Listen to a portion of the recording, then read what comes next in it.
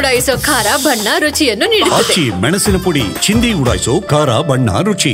ಒಂದು ಕಡೆಗೆ ದೇಶದ ಒಳಗಡೆ ಇರುವಂತಹ ನಾಯಕರು ಬೇಕಾಬಿಟ್ಟಿ ಸ್ಟೇಟ್ಮೆಂಟ್ಗಳನ್ನು ಕೊಡ್ತಾ ಇದ್ದಾರೆ. ನಾನು ಆರಂಭದಲ್ಲಿ ಹೇಳಿದೆ, ಉಗ್ರರು ಈ ರೀತಿ ಬಂದು ಜಾತಿ ಕೇಳಿ ಧರ್ಮ ಕೇಳಿ ಹೊಡೆಯೋಕ್ಕೆ ಸಾಧ್ಯನಾ ಅಂತ ಕೆಲವರು ಹೇಳಿದರೆ, ಉಗ್ರರು ಈ ರೀತಿ ಕೆಲವ್ರನ್ನ ಬಿಟ್ಟು ಕೆಲವ್ರನ್ನ ಹೊಡೆಯೋಕ್ಕೆ ಸಾಧ್ಯನಾ, ಇದೆಲ್ಲದೂ ಕೂಡ BJPಯ ಸೃಷ್ಟಿ ಅನ್ನೋ ರೀತಿಯಲ್ಲಿ ಕೆಲವರು ಈ ನೀಚ ನಾಯಕರು ಮಾತಾಡ್ತಾ ಇದ್ದಾರೆ. ಇನ್ನು ಕೆಲವರು ದರಿದ್ರ ಹೆಂಗಸ ಯಾವುದೋ ಒಂದು ಬಾಯಿಗೆ ಬಂದಂಗೆ ಮಾತಾಡಿದೆ, ಜೊತೆಗೆ ಪೋಸ್ಟ್ ಹಾಕಿದೆ, ತನ್ನ ಕೊಳಕುತನವನ್ನೆಲ್ಲವನ್ನೂ ಕೂಡ ಪ್ರದರ್ಶಿಸಿದೆ. ಕಾಪಾಡಿ ಅಂತ ಕೇಳಿಕೊಂಡಿದೆ. ಇದೆಂಥ ಕೊಳಕ ಹೆಂಗಸಿರಬೇಕಿದು. ಯಾರ್ಯಾರು ಗಂಡಂದ್ರನ್ನ ಕಳ್ಕೊಂಡಿದ್ದಾರೆ. ಆಸಿಫಾ ಫಾತಿಮಾ ಇವಳ ಹೆಸರು. ಇವಳು ನರ್ಸ್ ಅಂತ ಹೇಳು, ನರ್ಸ್ ಅಲ್ಲ ಇವಳು, ಕರ್ಸ್ ಇವಳು. ಹೈಲ್ಯಾಂಡ್ ಆಸ್ಪತ್ರೆಯಲ್ಲಿ ಇವಳು ನರ್ಸ್ ಅಂತೆ. ಆಸ್ಪತ್ರೆಯಿಂದ ಅವಳನ್ನ ಕಿತ್ತಾಕಿದ್ದಾರೆ. ಅವಳ ಮೇಲೆ ವಿರುದ್ಧ ಈಗ FIR ದಾಖಲಾಗಿದೆ. ಎಂಥೆಂಥವರು ನಮ್ಮ ಸುತ್ತಮುತ್ತ ಇದ್ದಾರೆ ನೋಡಿ, ಎಂಥೆಂಥವರು. ನಾನು ಭಾರತದವಳೇ, ಆದರೂ ನಾನು ಭಾರತವನ್ನು ವಿರೋಧಿಸ್ತೀನಿ ನಾನು. ಇಂಥವ್ರು ಭಾಳ ಜನ ಇದ್ದಾರೆ. ಇಂಥ ಕೊಳಕು ಮನಸ್ಥಿತಿಗಳನ್ನು ಬಿಡಬಾರದು.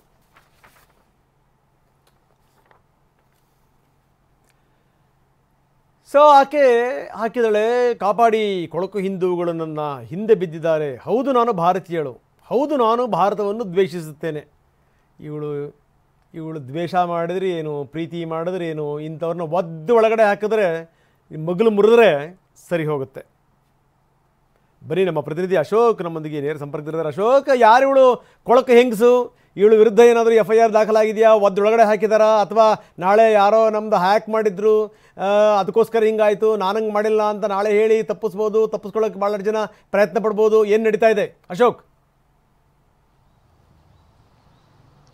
ಹೌದು ರಂಗನಾಥ್, ಮಂಗಳೂರಿನಲ್ಲಿ ಡೈಟಿಷಿಯನ್ ಒಬ್ಳು ಈ ಒಂದು ವಿವಾದಾತ್ಮಕ ಪೋಸ್ಟ್ ಹಾಕಿರುವಂಥದ್ದು. ಯಾವಾಗ ಪಹಲ್ಗಾಮ್ನಲ್ಲಿ ಉಗ್ರರು ಅಟ್ಯಾಕ್ ಮಾಡ್ತಾರೆ, ಆ ಘಟನೆ ಆಗಿ 3 ದಿವಸದ ಬಳಿಕ ಈಕೆಂದು ಪೋಸ್ಟ್ ಹಾಕ್ತಾಳೆ, ಹೌದು ನಾನು ಭಾರತೀಯಳು, ಆದರೆ ಭಾರತವನ್ನು ವಿರೋಧಿಸ್ತೇನೆ ಅಂತೇಳಿ. ಆದರೆ ಈ ಒಂದು ಪೋಸ್ಟನ್ನು ಗಮನಿಸಿದಂಥ ಹಿಂದೂ ಪರ ಸಂಘಟನೆಗಳು ಆಕೆಯ ವಿರುದ್ಧ ಕ್ರಮಕ್ಕೆ ಆಗ್ರಹಿಸುತ್ತದೆ.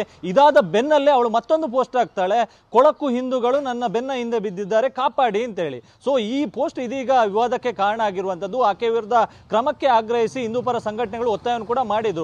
ಯಾವಾಗ ಈ ಪೋಸ್ಟ್ ವಿವಾದವನ್ನು ಸೃಷ್ಟಿಸಿತು, ಆ ಬಳಿಕ ಎಚ್ಚೆತ್ತುಕೊಂಡಿರ್ತಕ್ಕಂಥ ಆಸ್ಪತ್ರೆ ಆಡಳಿತ ಮಂಡಳಿ ಮಂಗಳೂರಿನ ಪಾಂಡೇಶ್ವರ ಪೊಲೀಸ್ ಠಾಣೆಗೆ ಆಕೆ ವಿರುದ್ಧ ದೂರನ್ನು ದಾಖಲು ಮಾಡುತ್ತೆ. ಇದರ ಜೊತೆಗೆ ಆಕೆಯನ್ನು ಆಸ್ಪತ್ರೆಯಲ್ಲಿ ಡೈಟಿಷಿಯನ್ ಆಗಿ ಅಂದ್ರೆ ವೈದ್ಯ ವೃತ್ತಿಯನ್ನೇನು ಮಾಡ್ತಾ ಇದ್ಲು, ಆಕೆಯನ್ನು ಅಲ್ಲಿಂದ ಕೆಲಸದಿಂದ ಕಿತ್ತಾಕುವಂತ ಕೆಲಸವನ್ನು ಆಸ್ಪತ್ರೆ ಆಡಳಿತ ಮಂಡಳಿ ಮಾಡುತ್ತೆ. ಸದ್ಯ ಪೊಲೀಸರು, ಪಾಂಡೇಶ್ವರ ಪೊಲೀಸರು ಪ್ರಕರಣ ದಾಖಲಿಸಿಕೊಂಡಿರುವಂತದ್ದು, ಆಕೆಯನ್ನು ನೋಟಿಸ್ ಕೊಟ್ಟು ವಿಚಾರಣೆ ಕೂಡ ಕರೆಸಿರುವಂತದ್ದು.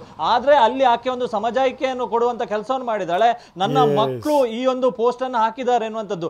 ಆದ್ರೆ ಮಕ್ಕಳಿಗೆ ಇಷ್ಟೆಲ್ಲ ಬರೆಯುವಷ್ಟು ಜ್ಞಾನ ಇದೆಯಾ ಮತ್ತು ಬುದ್ಧಿ ಇರುತ್ತಾ ಮತ್ತು ಇದೆಲ್ಲ ಹಾಕುವಷ್ಟು ಅವರಲ್ಲಿ ಶಕ್ತಿ ಇದೆಯಾ ಎನ್ನುವಂಥದ್ದು ಕೂಡ ಪ್ರಶ್ನಾರ್ಥ ಆಗುತ್ತೆ. ಸೊ ಈ ನಿಟ್ಟಿನಲ್ಲಿ ಪೊಲೀಸರು ಹೆಚ್ಚಿನ ತನಿಖೆಯನ್ನು ಕೂಡ ಮಾಡ್ತಿದ್ದಾರೆ. ಇಂಥ ಬಿಡಿಗಾಸಿನ ಬೆಲೆ ಇಲ್ಲದಂತ ಬಿಕನಾಸಿಗಳ ಸಂಖ್ಯೆ ಬಹಳಷ್ಟಿದೆ. ಅದಕ್ಕೆ ಏನು ತಲೆ ಕೆಡಿಸ್ಕೋಬಾರ್ದು. ನೀನು ಮಾಡಿದ್ರು ಅಷ್ಟೇ, ನಿನ್ನ ಮಕ್ಕಳು ಮಾಡಿದ್ರು ಅಷ್ಟೇ. ನಿನ್ನ ಮಕ್ಕಳನ್ನ ಸೇರಿಸಿ ಒಳಗಡೆ ಹಾಕಬೇಕು. ಪೊಲೀಸರು ಯಾವ ಕ್ರಮ ಜರುಗಿಸ್ತಾರೆ ನೋಡೋಣ.